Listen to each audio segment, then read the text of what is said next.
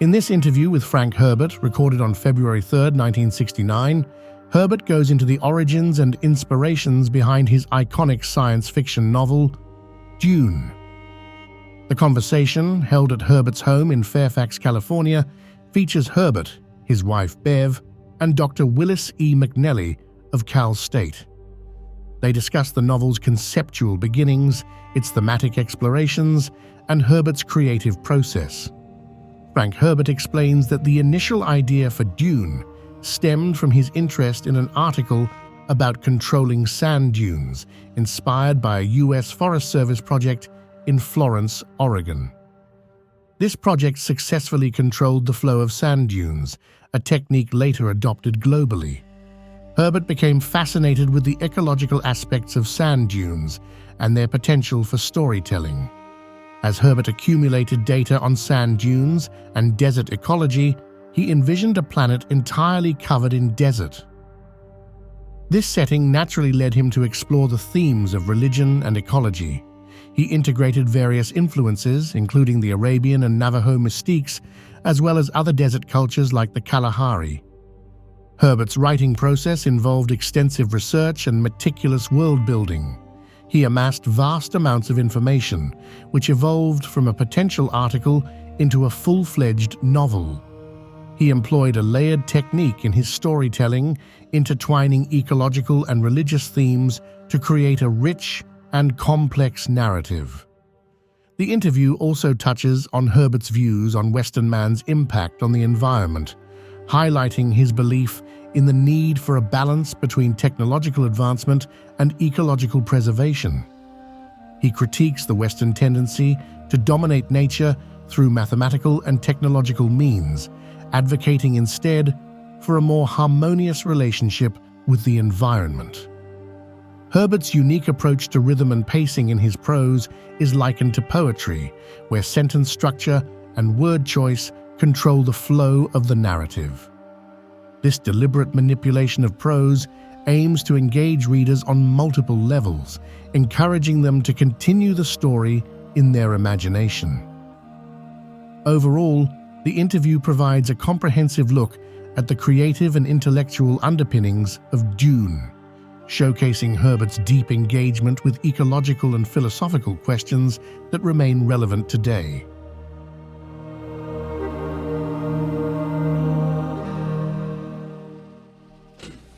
This is tape recordings being made February 3rd, 1969, in the home of Frank Herbert in Fairfax, California. Frank and his wife, Bev, are sitting around, and myself, Dr. Willis E. McNelly of Cal State English Department in Fullerton, California, sitting around talking about science fiction. And Frank Herbert, as we all know, is the author of Dune and many other science fiction novels. Frank, I wonder if you'd tell us a little bit about the origins of Dune. You started a little bit earlier, and you said you could trace the germinal idea. Oh, yes. The idea came from an article. I was going to do an article, which I never did, about the control of sand dunes. What many people don't realize is that the United States has pioneered in this, how to control the flow of sand dunes. And it started up here at Florence, Oregon. There is a pilot project up there of the U.S. Forest Service, which has been so successful that it has been visited and copied by experts, related departments from Chile, Israel, India, Pakistan, Great Britain, several other countries. Well, I know I drove along the Oregon coast this summer, and you had mentioned this a year ago that it had begun with this, what was happening along Oregon. And I remember stopping at one fort there right south of the Columbia River. It's a Oregon State Park now. That's the story. Well, Florence is considerably south of that. South of that. Yeah. It's about centrally located on the Oregon coast. Mm-hmm. And it was an area where sand dunes blew across Highway 1, U.S. Highway 1, frequently blocking the highway. Mm-hmm.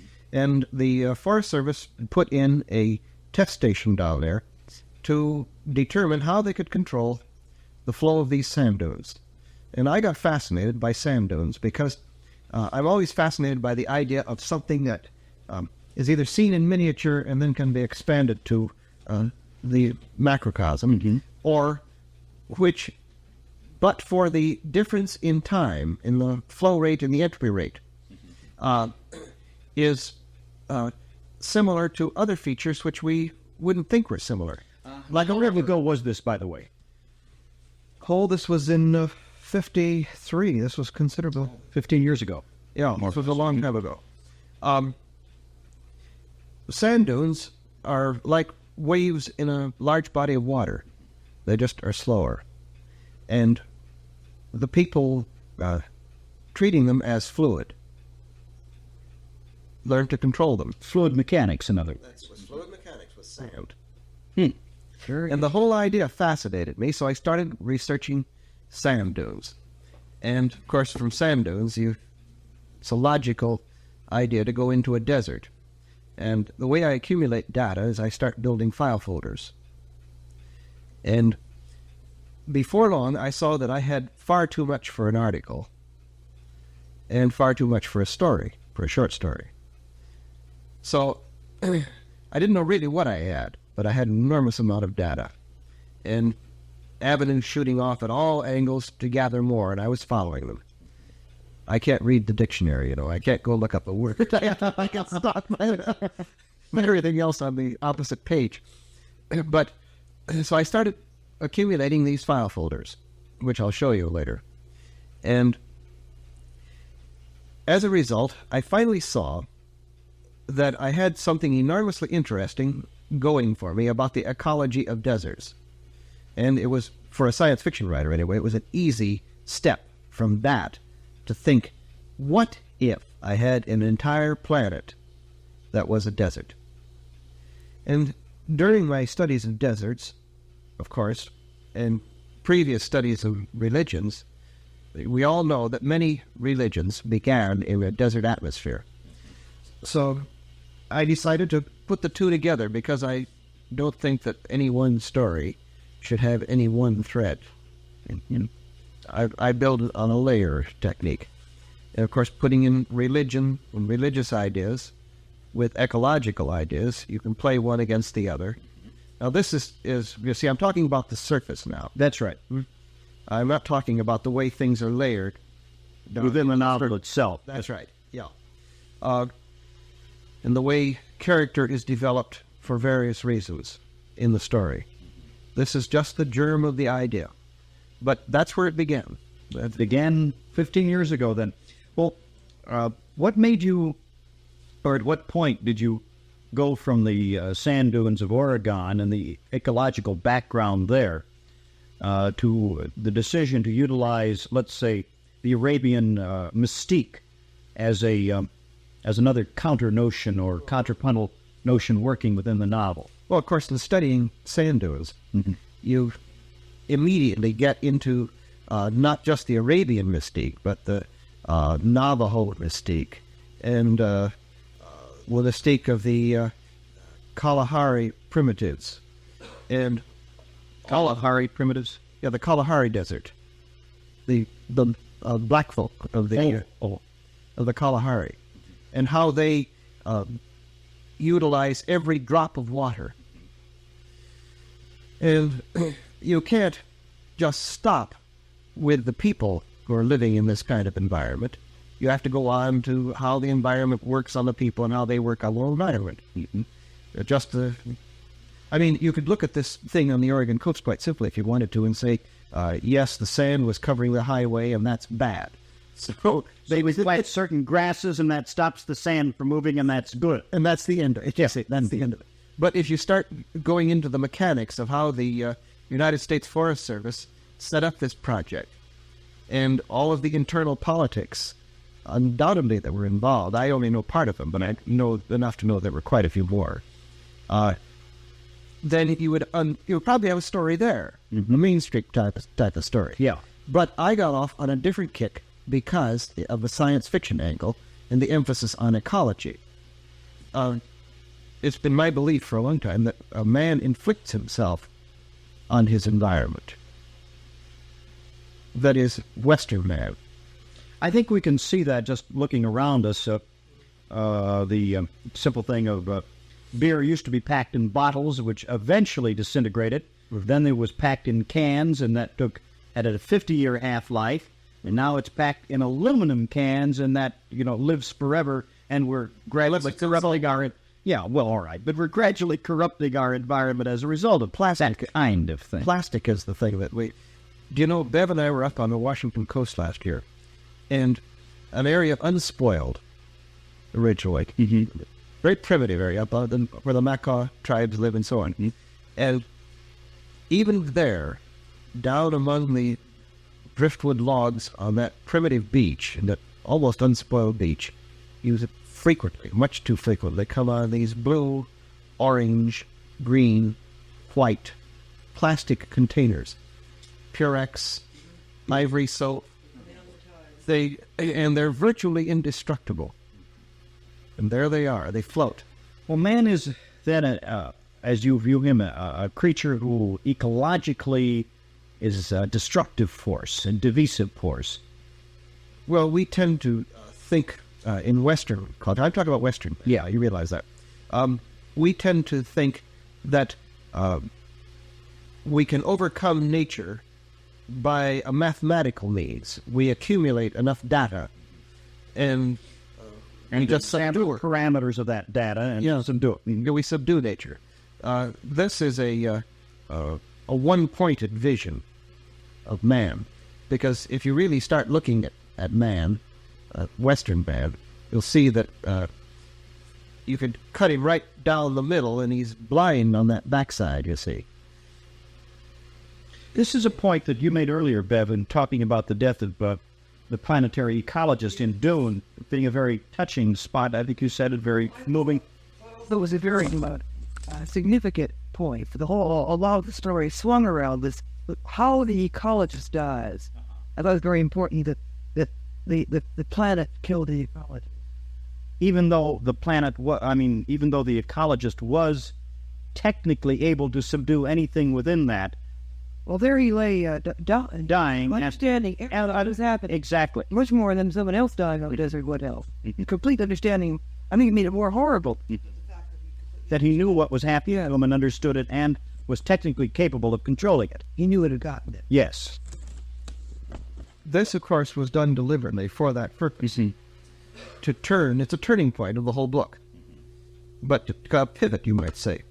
And the very fact that Keynes,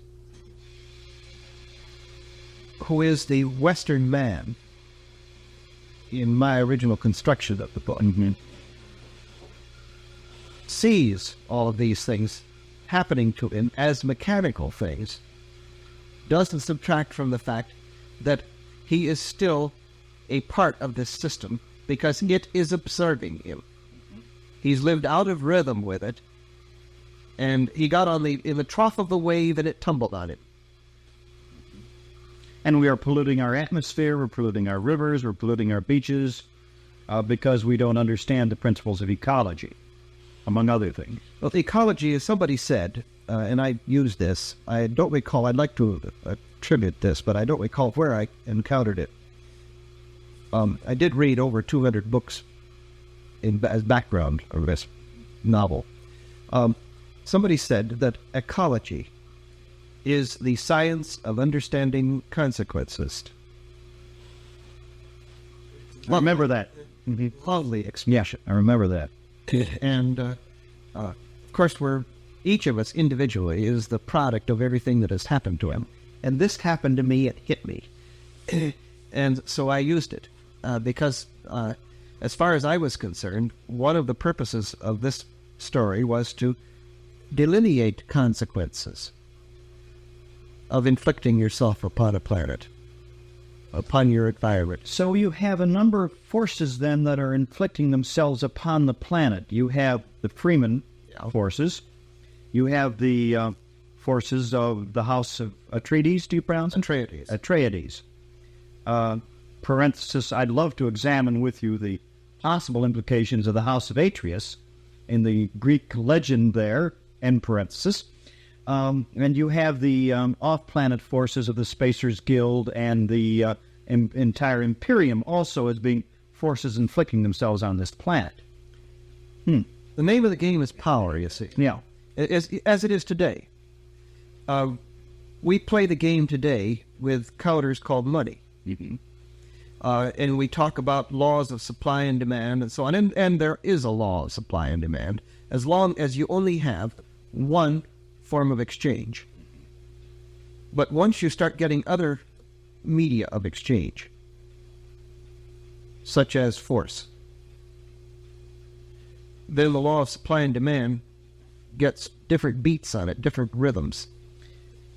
It may interest you to know that in fact, the major question on my final examination for my science fiction course this last 2 weeks ago was asking the class to examine the effects of power in its various forms, abuses, and uses in 2 of the major works read during the semester. And you're mentioning power just now as being the name of the game as far as Arrakis is concerned. Yeah. You see, Western man has assumed that if you have, that all you need for any problem is enough force, power. And that there is no problem which won't submit to this approach. Even the problem of our own ignorance. Which, you see, throws it out the window right there. Because it's an asinine assumption. And it is the basic fallacy of Western man's approach to living. Now, I'm not saying that we immediately drop this and adopt Vedanta. Although that might not be a bad idea. No, we need what I would call a science of wisdom.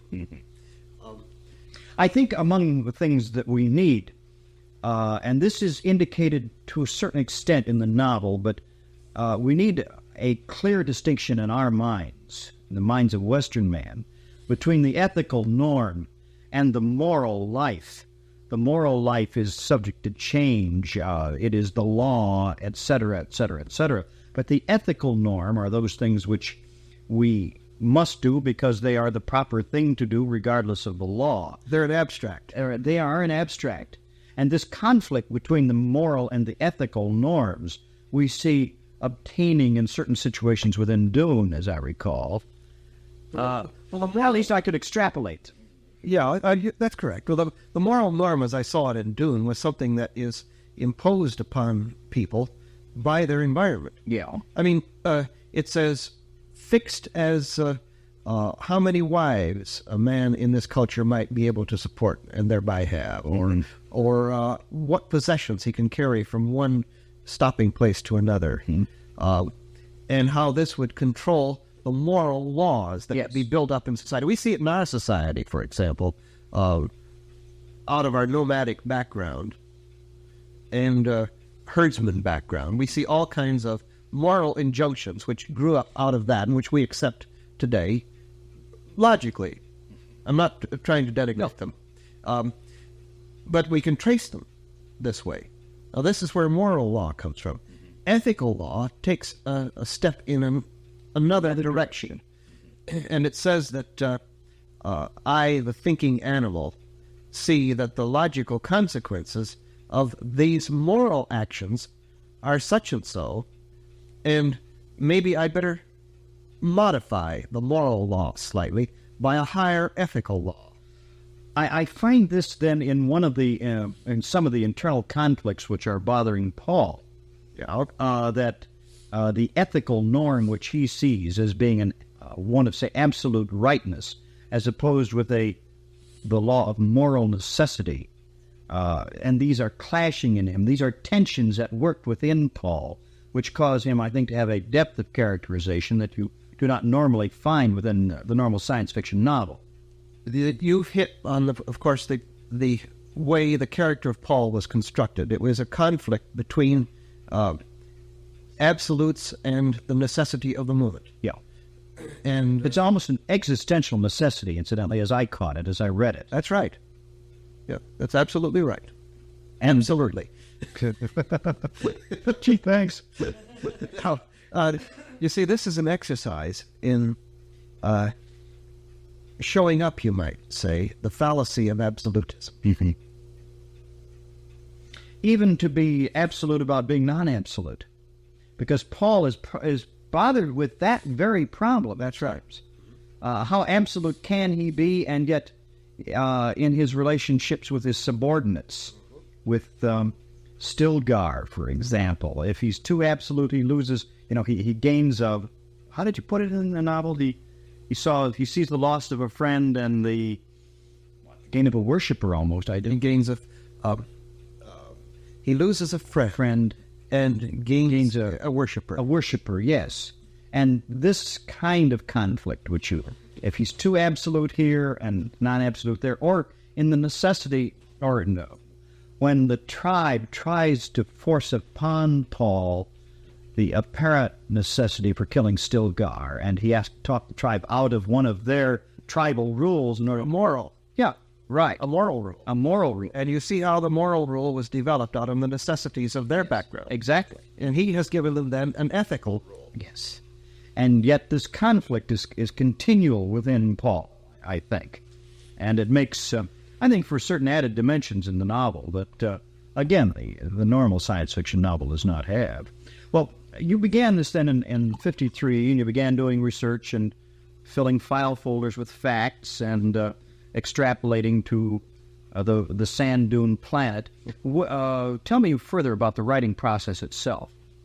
Well, this was the first book where I really started carefully applying these ideas about the building of a rhythm within a story. Would you just define this a little bit more for me? I'll be specific about it. And I can use an analogy which is familiar to both of us, poetry. But it is used only as an analogy. Okay. You know how you choose a word in a given poem to control the beat of the poem. Are you familiar with Hopkins' poem, The Windhover? If not, I'll get it up for you later and show you how there is one word in there which absolutely controls the total poem. Yeah. This happens in many poems. Yeah. And the poem then develops a certain fixed rhythm. Mm-hmm. Now, by changing the phraseology, the placement of words, you can change that rhythm. You can slow it down. Mm-hmm. You can speed it up. Well, there is an analogous thing in prose. I think this is quite easily defensible. That length of sentence, number one. Modifying clauses. Variety of sentence structure, right? Variety of sentence structure. All of these things control the pace of controlled reading or controlled silent reading or oral. And I work orally because I think that the language was spoken long before it was written. And I think that unconsciously we still accept it as an oral transmission. That's something I'm going to have to try with some of my classes, is reading parts of Dune aloud to them. I've done this. I do this as a standard device in when I teach Joyce or Yeats or Eliot. I read great gobs of it aloud to the class. Well, this was done deliberately as to control that oral pace. By the length of sentence, by the variety of sentence, by the words in the sentence, whether long, convoluted words or short, chopping words. Anglo-Saxon. Anglo-Saxon is against Latin. Mm-hmm. I control the pace. So I have several rhythms built into the story deliberately. One is a long-term rhythm. And we'll get to the ending of the book in a moment. The ending is camp. High camp. Deliberately, and a number of people, interestingly, have seen it. I wanted to say, I found it sheer action, almost for the sake of action. Yes. And overly dramatic, maybe. And, in the future, later will call us wives. I said, yeah, almost. But you call it high camp. I hadn't thought of it that way. Well, I wanted to turn the story around on itself, but in two very specific ways. And obviously, you don't limit if you do the way it turns. If you do that, even if you do one way, you know of. One, I was poking a little fun at the idea of the person who always sees things verbally and must write about them and record them, the historicity of anything that happens. You see, you're not living it, you're recording it. Yeah. This is what we're doing right now. Yeah, yeah. Yeah, but we're having a Say that again, please. The man who never sees anything except through his camera viewer. He sees the whole world. You see him just through that little square. Right. Yeah. So I wanted to kind of have a little snicker about this, you see, right at the end. And you detected that sheer action treatment there. Mm-hmm. And you see how this does what I'm describing. Yes. And that is a limited point of view, actually, the sheer action treatment. Yeah, that's right. And also, by making it a man-to-man battle at that point between Paul, who is an extremely complex character, and this almost stick figure, Black, you see. Who is sort of, in many ways, Paul's counterpart. Exactly. He's a foil in the classic sense of the word. A foil in the classic sense in other places. Right. But at this point, he becomes that impossible thing, that non-existent thing, the absolute evil. Yeah. You see. And so if we turn the whole thing whirling backward through the story. Mm-hmm. There was another thing there. In the pacing of the story, it was very slow at the beginning. It's a coital rhythm all the way through the story. It's a what? A coital rhythm. Okay. Very slow. Pace increasing all the way through. Mm-hmm. And when you get to the ending of it, I've chopped it at a non-breaking point, so that the person reading the story skids out of the story, trailing bits of it with him. Mm-hmm. Now this I know I was successful, because people come to me and say they want more, and I have said this to my classes, that in many ways, as satisfying as Dune is, I find it unsatisfying because there are so many unanswered questions. You don't tie up the loose ends of, say, Paul's sister, unless you read, what is The Huntress of a Thousand Worlds, that marvelous little footnote, Princess Alia, or several other things. The whole question of the Spacing Guild, itself, and how it got to be the way it was, is handled very, Well, let's examine something as far as fiction in general is concerned. Now, there are other reasons why stories are remembered, and I'm talking about story in the classic sense of the jongleur who goes from castle to castle to earn his meal. All right. Entertainment. Sure. The stories that are remembered are the ones that strike sparks from your mind. Mm-hmm. One way or another. It's like a grinding wheel. They touch you and sparks fly. Whether this be something like The Miller's Tale of Chaucer, or Sir Gawain and the Grain Knicht, yes, please. Well, we could adduce thousands of other examples up to, say, Treasure Island, or what you will. There's sparks there, okay? I shall return. Now, we all have stories that we go on with after finishing reading them. As children, we can remember playing Treasure Island. Or playing Tom Sawyer. Or Tom Sawyer. Any of these. We remember playing these. The story stayed with us. The characters and their conflicts and their joys, their play, all stayed with us. And it enkindled sparks in our own imagination, so that we were then active in creative play. That's exactly right. We went on and told the story ourselves. Yeah. Now, I deliberately did this in Dune for that purpose. I want the person to go on and construct for himself all of these marvelous flights of fantasy and imagination. I want him to you see, you haven't had the Spacing Guild explained completely, just enough so that you know its existence. Now, with lots of people, they've got to complete this. Yes. So they build it up in their own minds. Yeah. Now, this is right out of the story, Louise. Yeah. Or the whole Sparks have flown. Bene Gesserit, you pronounce it? Bene Gesserit, yeah. Bene Gesserit. Their whole mystique and so on is relatively unexplained. Why did they want the Kwisatz Haderach in the first place, you see? Is relatively... The name of the game is power. Yeah. And they want power. That explains it to a certain extent, but... They want power in a specific way. You know, I've always been amazed by the statement, or by the label, psychological warfare. There can be no such thing as psychological warfare. If you develop a psychological weapon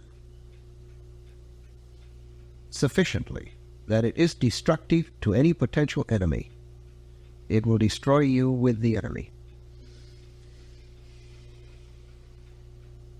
It's a two-edged sword without a handle, and if you grab it hard enough to wield it, you're going to... It's self-destructive. Yes.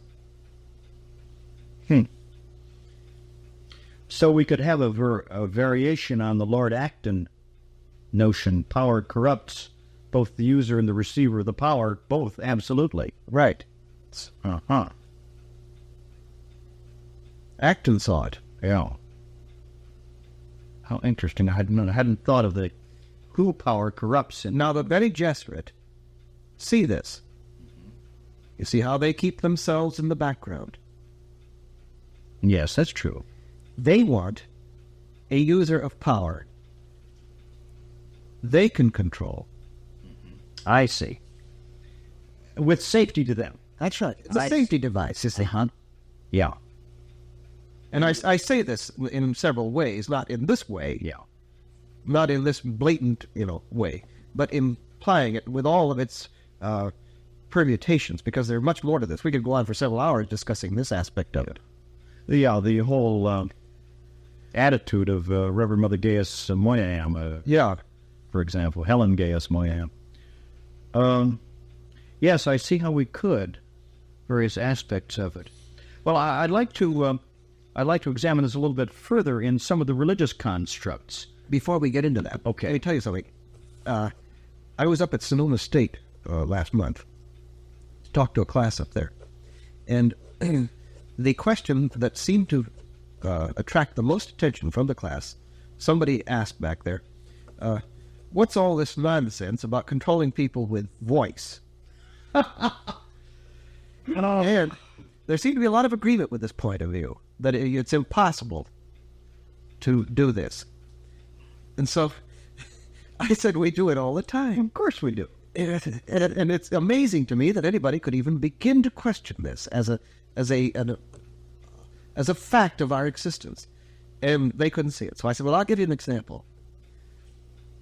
I'm going to describe a man to you. You know this man. And I'm going to give you a task of controlling him by voice. After I've described him and after you recognize him. I said, this is a man who was in World War I as a sergeant, came home from World War I to his small town in the Midwest, married his childhood sweetheart, and went into his father's business, raised two children whom he didn't understand, and they don't understand him. He joined the VFW and the Legion, went on every picnic, every convention,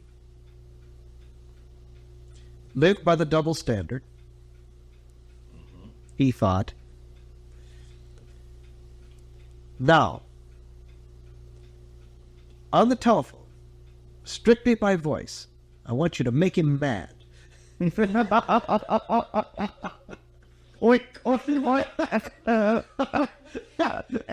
On any one of 100 variation. Yeah. Certainly. Yeah. Simplest thing in the world. Yeah. Now, what we're saying here is that, see, I've drawn a gross caricature, Of course. but we're saying that if you know the individual well enough, if you know the subtleties of his strengths and weaknesses, that merely by the way you cast your voice, by the words you select, By the intonations, whatever, Yeah. Right. you can control him. Now, if you can do it in a gross way, obviously, with refinement, you can do it in much more subtle fashion, and it's done all the time in politics. And this is one of the techniques, incidentally, that science fiction, I think, does. It takes a possibility or something that does actually exist today and extrapolates from that, perhaps refines it, makes it more specific. The science of control by voice. Yeah, Is that very semantic for the messages that we get across? What it was Meta message? It's a well-recognized thing in semantics, and you see it. Hayakawa uses the example of you've met somebody for the first time, maybe at a business meeting, at a convention, and you get acquainted, and you're speaking, you exchange views. At the end of it, you say, we must get together for lunch sometime. Now, under one example of this, the fellow will call you the next week, or you'll call him, and you will get together for lunch. And he knows he's supposed to call you and make this luncheon date. Under the other example of this same phrase, he knows that this is goodbye, I don't care to talk to you anymore. But it's the same phrase. and they're both polite. They're both polite, Oh, yes. and this is the meta message. Yeah. The hidden message underneath the message. And Yeah, that's right. Yeah, I can understand that. Well, I had no trouble understanding that question of the voice as I read the novel, because among the other things which the novel gave to me was the whole question of communication and how we communicate on multiple levels, whether it be Paul communicating by shedding a tear, that's an act of communication on a very profound level to the Freeman. But whether, or the communication of the voice, or the communication by sword, or the communication by a dozen different ways that we all do constantly, as we're doing in this room right now. So you're communicating, but in one sense, by the way, you're both watching me as I speak, and watching Frank, and watching the recorder, and watching what you're doing with your hands. They're all sorts of communications, just as I'm communicating and you are, in a dozen, hundreds of hidden different ways. I had no problem with that in the novel, and I thought it was rather well done. Let me go off on another parenthesis here. Did you ever read the novel Nostromo by Conrad? No. I was reminded very much as I read Dune for the first time of the reaction that I had when I first read Nostromo. I think that Nostromo is one of, if probably Conrad's greatest novel, is certainly his most artistic achievement, as well as his most profound. And I found myself thinking about Nostromo as I read Dune. Now I'm going to have to read it. Well, I mean that's very high praise, because Nostromo is ultimately the creation of an entire universe. It is the country of Costaguana in Central America. There is one thing in this country of Costaguana that influences everybody, and it is the presence of a gigantic silver mine. And the silver corrupts everybody in the country in one way or another. It corrupts the British people who are running the silver mine. It corrupts the incorruptible Nostromo, our man, who is the sort of a folk hero of the thing. Yeah. It corrupts everybody. It totally controls the country. And in watching how these people interrelate to the problem of a silver mine, and the parallels there, you see, between Dune and Nostromo, to me, as I read it, as a professor of English, were very strong.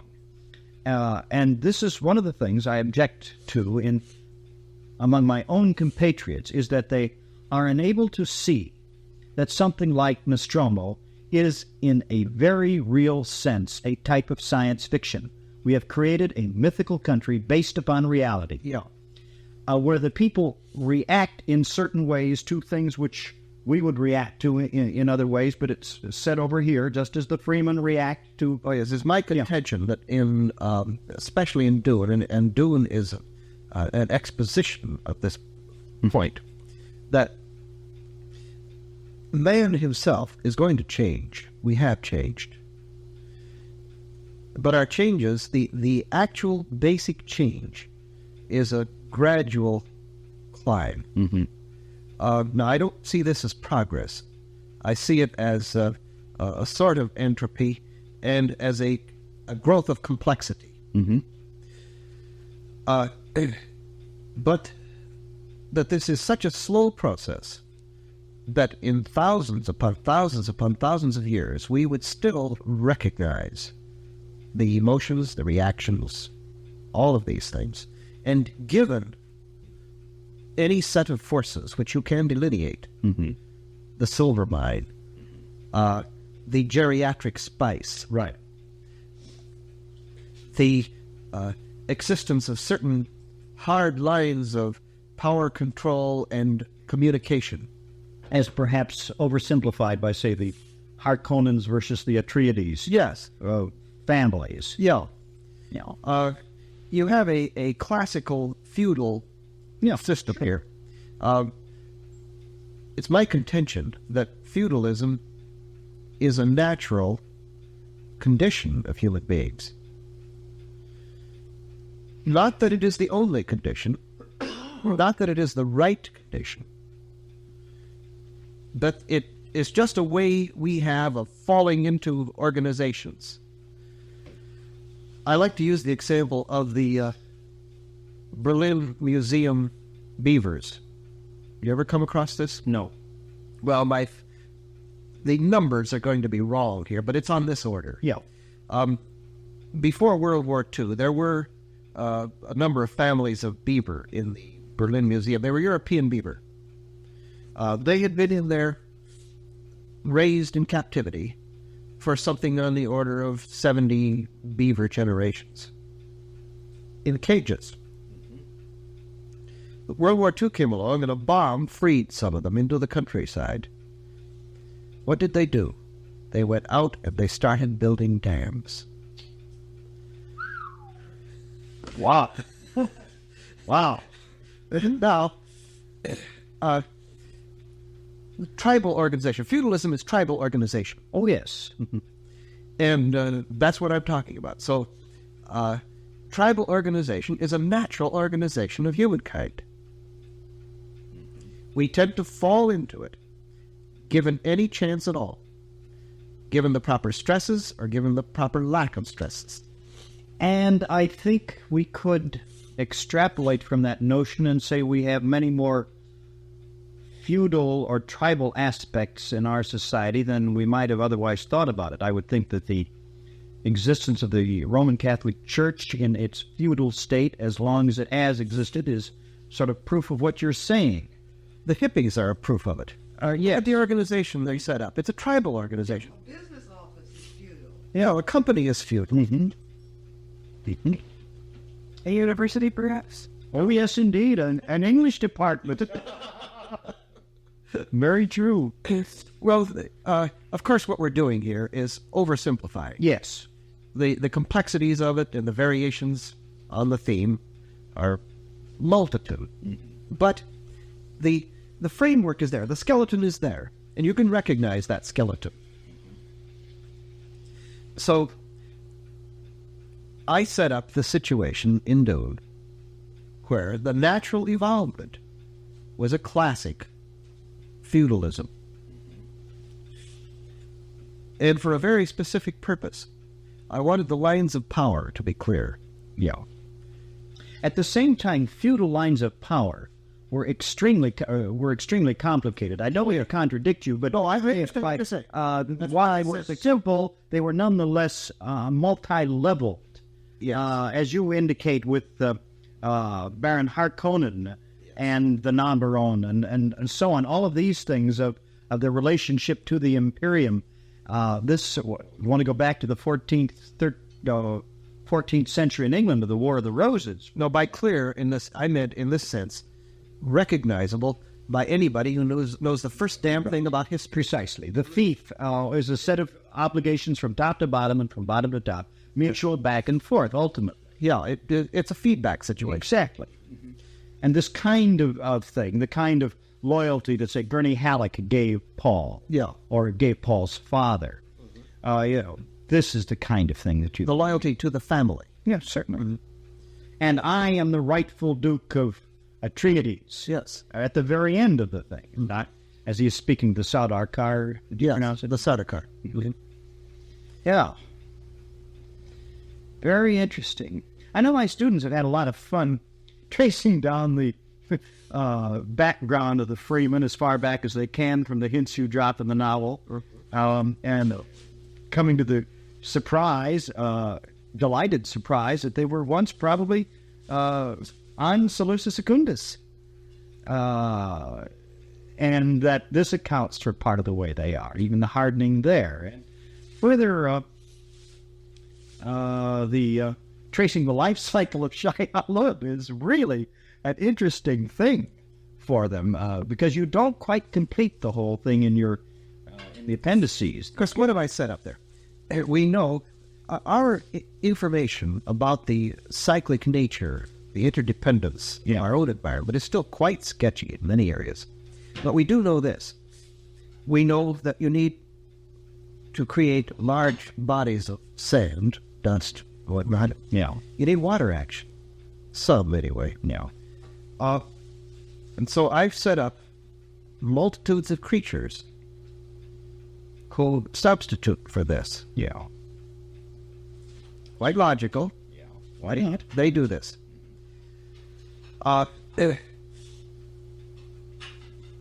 And I've postulated that in one vector of their life circle, water is poison to them. Right. We see this sort of thing on planet Earth right now, where a creature can live in one environment, in one vector, but that environment will kill it in another vector. Mm. The Anopheles mosquito is a good example. And it doesn't take much of a stretch of the imagination to carry this further in that classic science fiction way, saying that given other circumstances, right, on another planet, a creature could develop something that we could see was analogous to this, but would do these other things. Now, there's another element of Shai-Hulud, too. Shai-Hulud serves a specific function, among other things in the story, but a specific leitmotif function. All right. It's the unthinking beast. It's the black beast. It's the personification of the bull in the arena. Not the way the bull in the arena actually is, but the personification. The mystique of the back. The mystique of it, and there it is. I never took...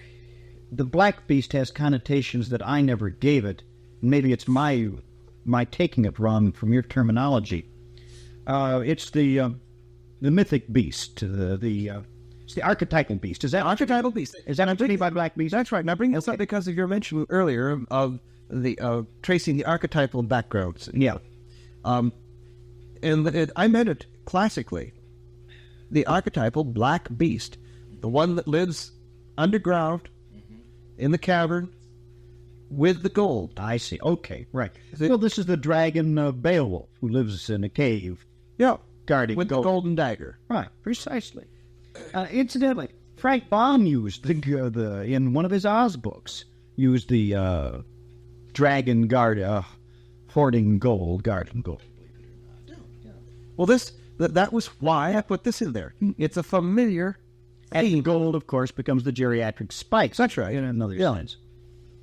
Which I once figured out, or one of my students figured out, that the geriatric spice itself is probably the defecated matter of Shai-Hulud.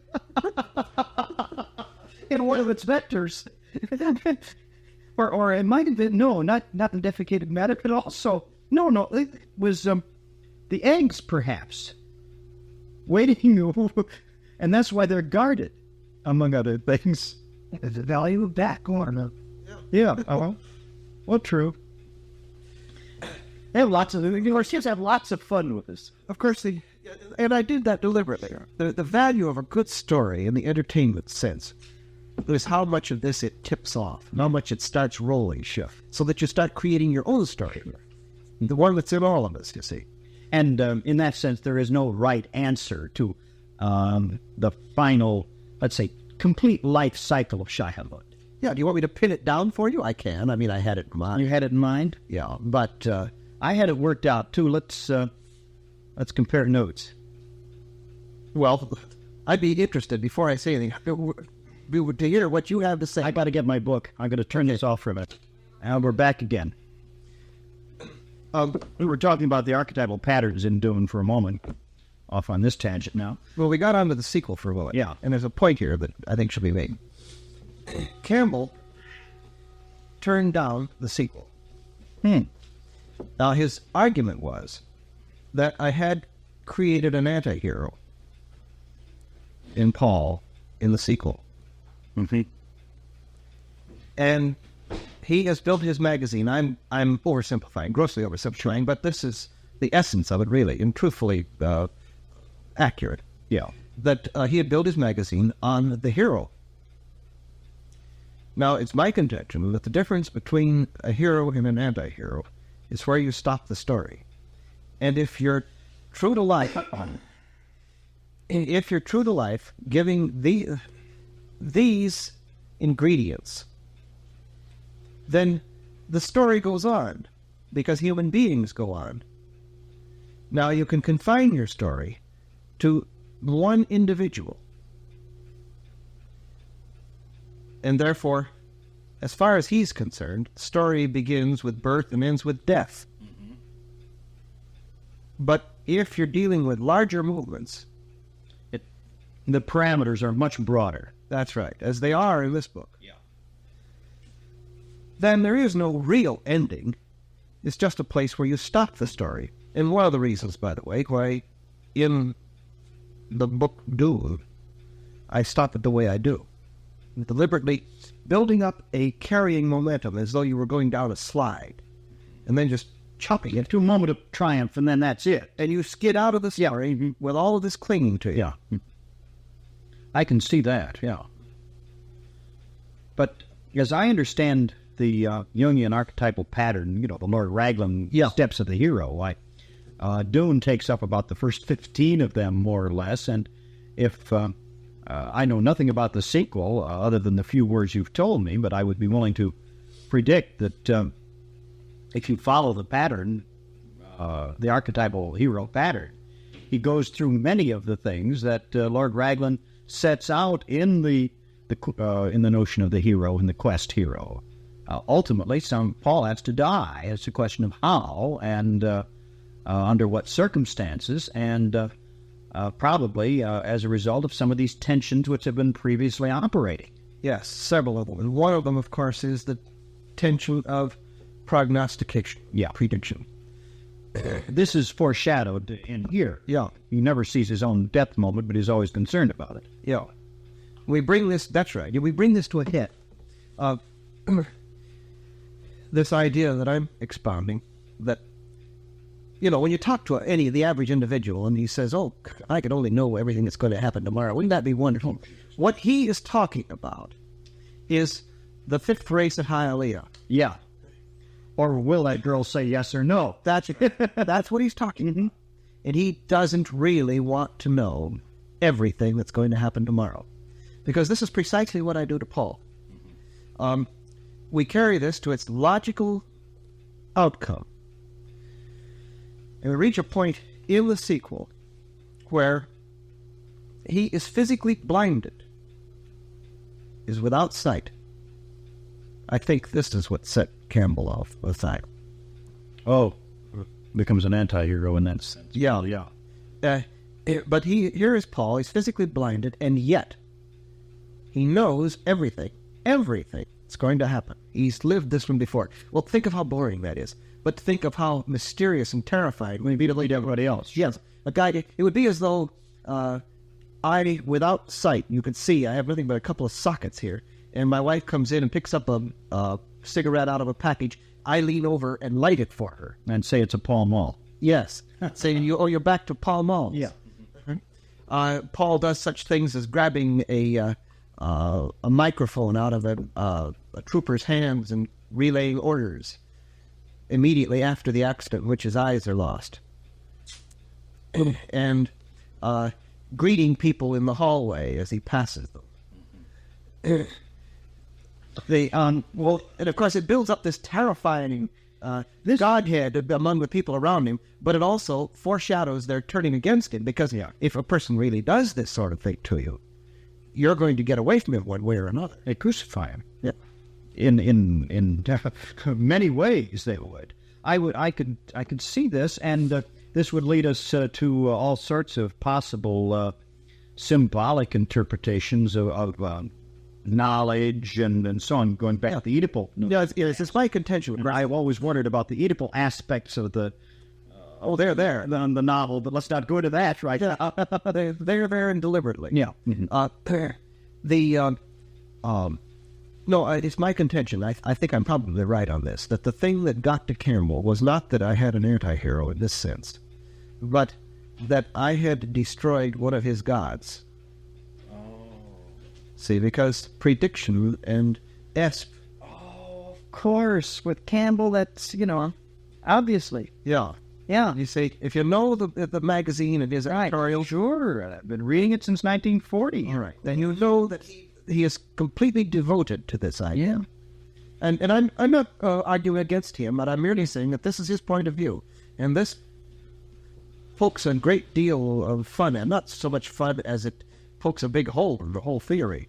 That would be great to know everything that's going to happen tomorrow. And so he rejected it. But Galaxy snapped it right up and paid Campbell's rates. Huh. Well. Looking for another nebula for that one? I don't know. I didn't even look for a nebula for the first one. I didn't write it with that in mind. No. My chief concern is to tell a good story. It really is. Virginia Heinlein says that every time that Bob wanders away, she says, "Cut to the chase." Yeah, I heard them say that.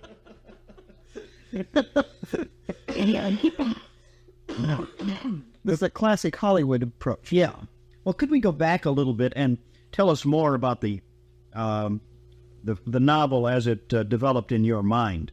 Well, you were going to do something. Oh, I was going to trace Shai-Hulud for you. Well, I can't quite do it completely without referring to the text, and I'm afraid that most of it is given in the text. But I think that the question of the sand trout and the is one of the vectors, from the sand trout to the dry leathery to the sand trout. No, dry leathery thing, sand trout to Little Maker to the worm, to the big one. But it goes through. Does Little Maker just go directly into the worm, or is there another? No, that shit goes directly into the matter of growth process from there. All right, to Shai-Hulud itself, and then Shai-Hulud spice, I think, becomes the eggs. Well, the spice Chromatic material. The spice, as I conceived it, was necessary for the development from, let's say, the pupal stage. Yeah. To go beyond the pupal stage, they had to be in the presence of the spice. Well, that's the way I conceive the original. That's why spice itself is almost as being spermatic material. That's right.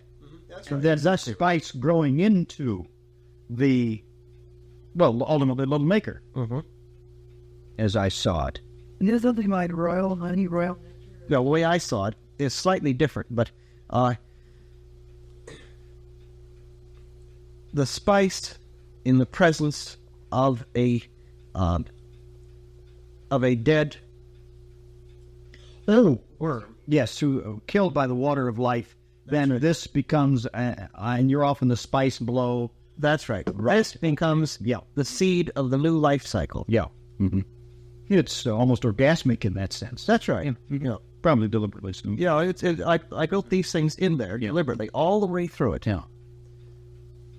How interesting.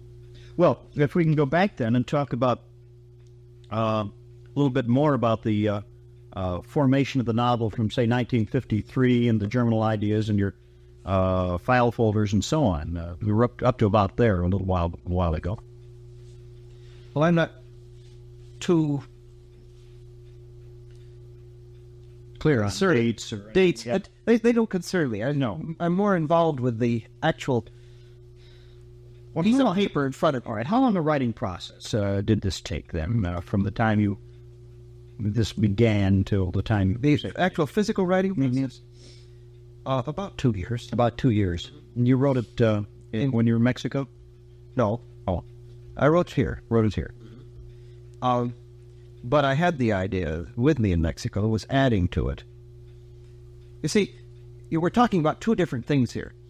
The accumulation of data and the physical writing. And the physical, sitting down in front of the paper and actually putting a story down. Mm-hmm. It's almost as though you're filling a container. I see. That has been pretty well built up that time. It's interesting. Harry Harrison describes the writing process with him rather well in a tape I made with him a few months ago. He is absolutely uninterruptible from, say, 12:30 in the afternoon till 5 o'clock at night. Because the ideas, as they form in his mind, sort of become into the extension of his fingers in the typewriter, and that they are up here, and that and that any interruption, whether it be a telephone ringing or his wife knocking at the door or anything at all, is liable to shatter that idea as it transforms itself into paper. This is a very evanescent thing. Yeah. And I have to fight this.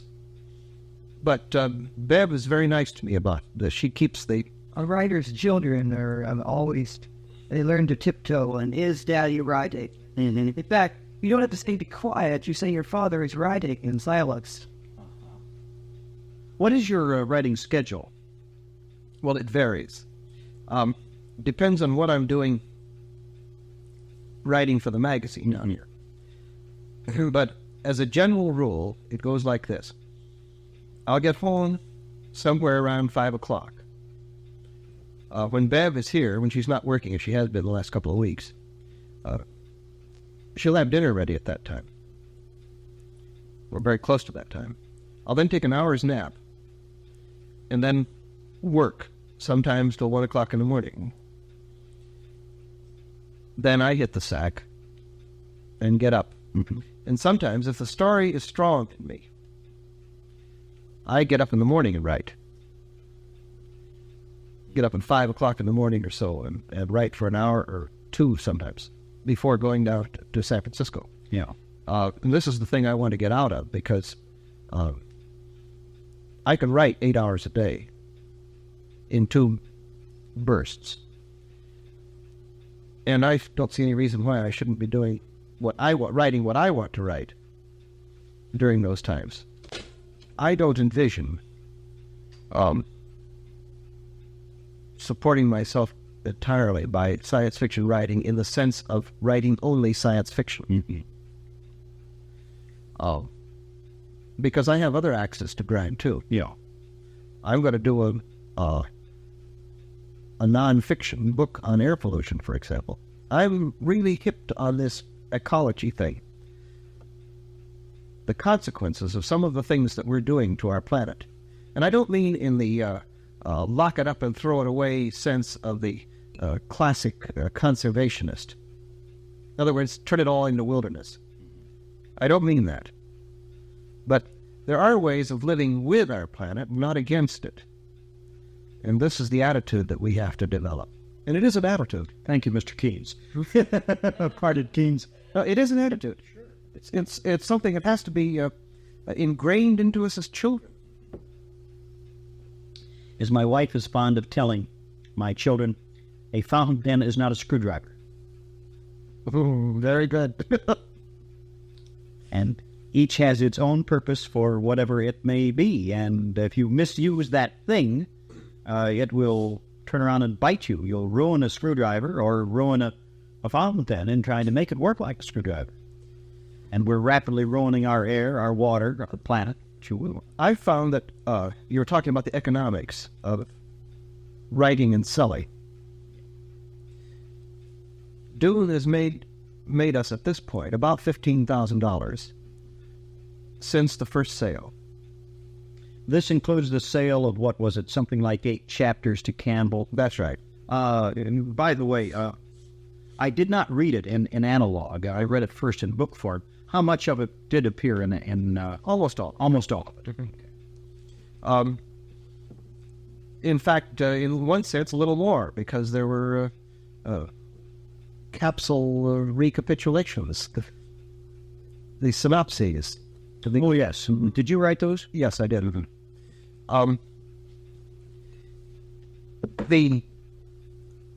The way it comes in, I've found, and this is broad, for a novel, it makes somewhere between $5,000 and $7,000 in the first 12 months of sale. And this depends on how far you sell it, how many times you sell it. Then I found that with my own work, it'll go on earning for a long time. We received several $100s out of Dragon in the Sea this last year. Is that right? Yeah. Little Dragon. Yeah, it's still one of my favorites. Yeah, still one of my favorites. Well, it's still selling. Yeah. Selling beautifully in Japan.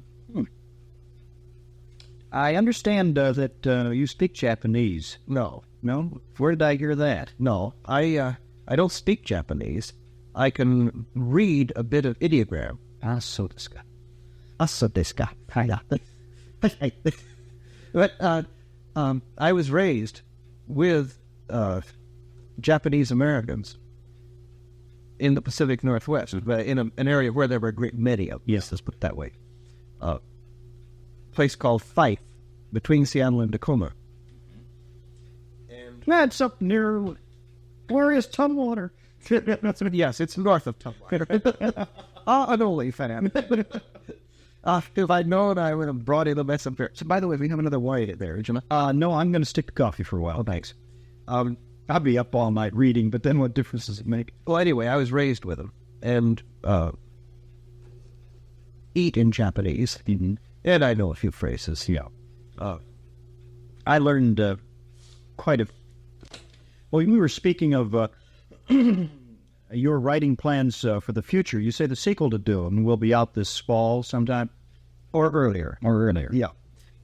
Possibly in October, possibly earlier. There's some question. I requested that it be moved up a bit, and I'm not sure that everyone's in agreement. And maybe that's best. I mean, I'm not, I just thought it would be a better idea for several reasons than publish it earlier. One of the reasons is that I have built a Dune tarot into the sequel. And do that one again? You know what the tarot deck is? Oh, of course, yes. Yeah. Okay. Yeah, I missed that. And I built a Dune tarot into it, and that's hot right now. Yeah. And I was just thinking economically, they ought to capitalize on it. Sure. Why not?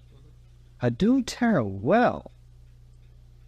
See, I teach Yeats and Eliot and, of course, so on. So I'm very, very good at that. Yeah. Right. And in fact, I own my own private deck. And we have one. Yeah. It's my contention that if you immerse a society in a great deal of what we call fortune-telling, that you cloud the whole process. well, You see, what happened in classic times, in Greek historic times, when the oracle had terrifying accuracy? the Oedipus cycle, for example. There weren't a lot of oracles around. You went to Delphi. Right. Or to the local madman, Play at the birds and cast a few auguries here and there. Yeah, and who might kill a chicken and look at the entrails. Or note which way the blood spurts from the axis you cut it. That's right. Any one of these methods, which I call ignition principles as far as prediction is concerned. See, I contend that there is such a thing, that you can do it. Whether you do it by, some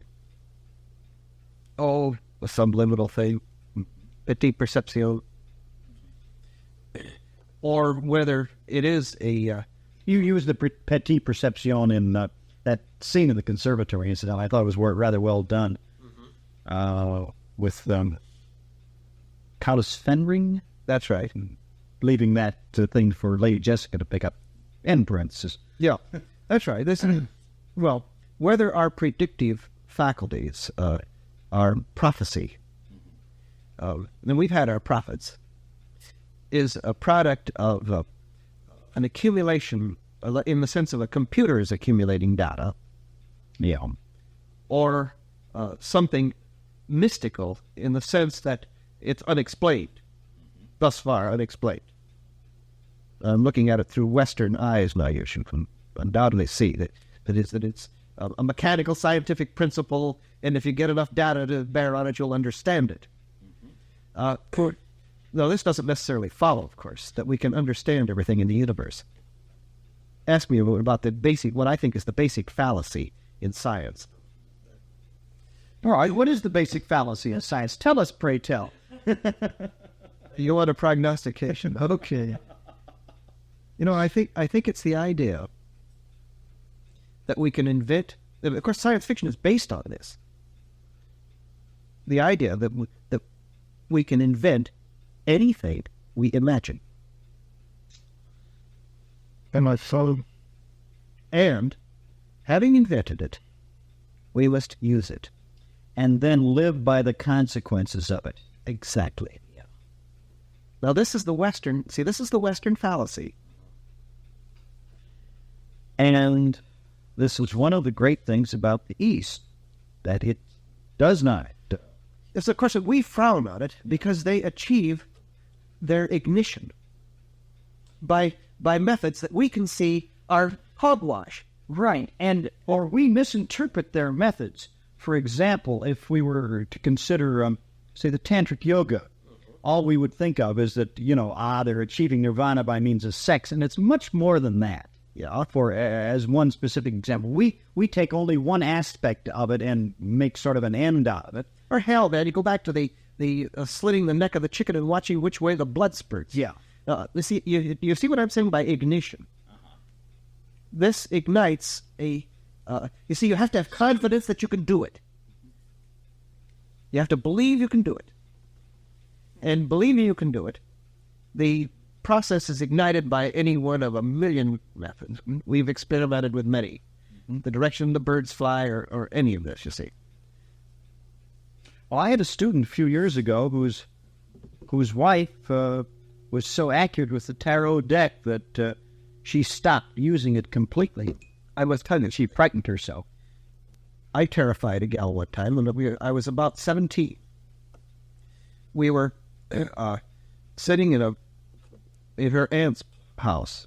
Her aunt and an uncle were out of sight, but within hearing distance, down in some stacks in their library, which was nearby. And we were sitting across from each other on hassocks. The mouth of the fireplace, a big stone fireplace between us, down to embers. And we'd been out on a date, and I'd brought her home. And we didn't have anything going. She was just a gal I knew. I happened to have had a crush on her younger sister, and she knew it. And unrequited love at 17 is a hideous thing. Oh, yeah. Anyway, there was a great upsurge of Rhine consciousness at the time, predicting the cards. Of course, our interpretation of predicting the cards was, we only knew one kind of cards. That was a deck of cards. Sure. So she broke out a brand new deck of cards and shuffled them. We've been talking about them on the way home. And quite shadowy in the room. There was the firelight, and Pat was sitting across the fireplace, and the light from where her aunt and uncle were playing cribbage in the back in there. Both of them deaf, by the way. And you could hear this 15-2 into his phone. Right. Kind of 6. Yeah, that's right. Well, there was a light from back in there, so she could see the cards. And she said, see if you can predict the cards. She'd been shuffling them, you see. So she picked up the first card. And I closed my eyes and I saw that card. So I told her, and that was it. She put it down. That was the card. I swear you will, I went through that entire deck, predicting every card that she was going to see, and there wasn't a failure at all. I told her every card. I did it the same way every time. Now, whether I saw a reflection in her eyes, in other words, we go back to petite perception, or whether this was some actual keyed-in transmission, we were simpatico or something. Tuned in on her wavelength. Empathy was rampant in this atmosphere. I don't know what it was, but I predicted what the cards were. And I said, my goodness, this is fascinating. Let's do it again. Shuffle them again. So she shuffled the deck again and cut them a few times, and we started going through them again. And we got down 5 or 6 cards into the deck, and suddenly she threw the whole deck down on the heart of the fireplace and said, this scares me. I don't want to do this anymore. Have you ever had that kind of success? Never again. But it was the odds against being able to do this by anything but some unrecognized contact or force. I'm not ruling out the fact that I may have seen, she wasn't wearing glasses, but the light may have been such that without even recognizing it, I saw them, or a reflection of them in her eyes, or something of that nature. This is possible. There are more things twixt heaven and earth, a ratio they are dreamt of. Will. Well, you rather suspect things like that from an English teacher, don't you? Not frequently. I'd like to ask a couple of more questions. I wanted to talk about the religious constructs behind the novel. It's obvious that some of the Arabian mystique is there. Yes. And I think any perceptive reader can pick this up. But part of the question relates to the identity of Paul as an avatar, as a new Messiah, or as a new prophet, or what you will.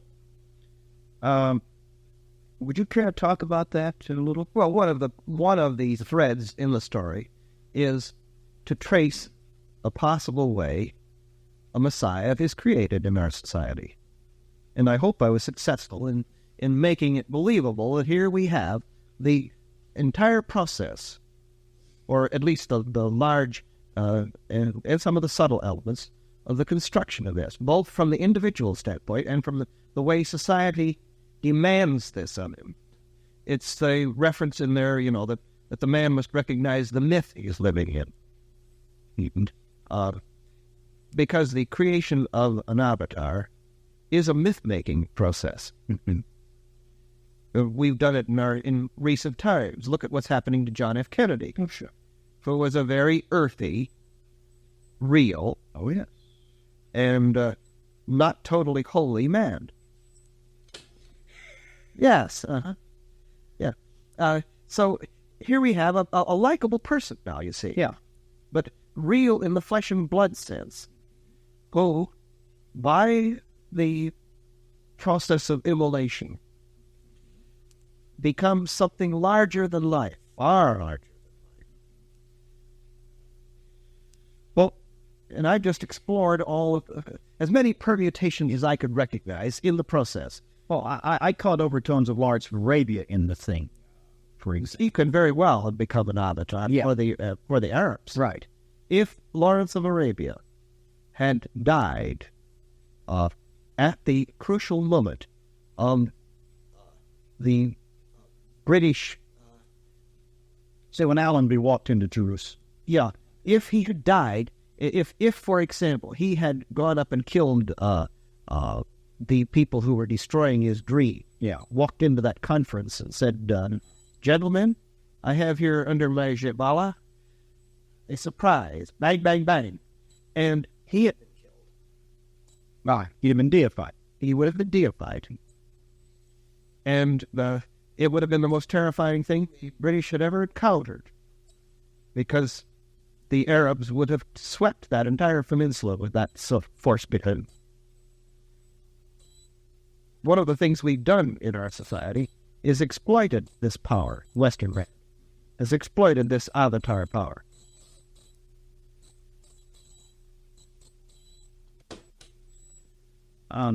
Well, if I could ask then one more question along this same line. You mentioned a little bit earlier that you studied comparative religion at one time, or are a student of it. Was it from your experience in reading in comparative religions that brought you to this particular notion of an avatar? That was part of it. Of course, it was ignited by the ideas that I encountered in reading about desert societies. Yeah. And I think that the idea of the way Western society has exploited this force, we have, Yeah. We've used it as quite consciously. We've set out our missionaries and to do our dirty work for us, and then come along behind them with the certain belief that we are right in anything right, because God has told us so. Yes. God in the person of the Amen. Well, one last personal question then. One last personal question then, if you don't mind. Do you profess any specific religion yourself? You mentioned Vedanta earlier, or other backgrounds. I'm a little curious, and if it's not at all pertinent, why say so? Oh, I don't mind saying so. I mean, I don't really profess a religion in the sense that we normally recognize religion. I believe more in self-development in the Zen sense. Well, I caught the Zen elements from time to time. I thought in Dune, and in fact, the whole Zen Zuni school I thought was an aspect of that. You know, don't you, that one element of the construction of this book, it's all the way through there, that I wrote certain parts of it in haiku and other poetical forms, and then expanded them to prose to create a pace. I haven't picked those out specifically, but I sort of caught something of that, and that's... Some of my friends have come back to me with examples out of it and said, was this a haiku? Was this a haiku? And yeah, Noritaka. Yeah. And yes, they're in there. Very good, and thank you very much. We certainly appreciate this.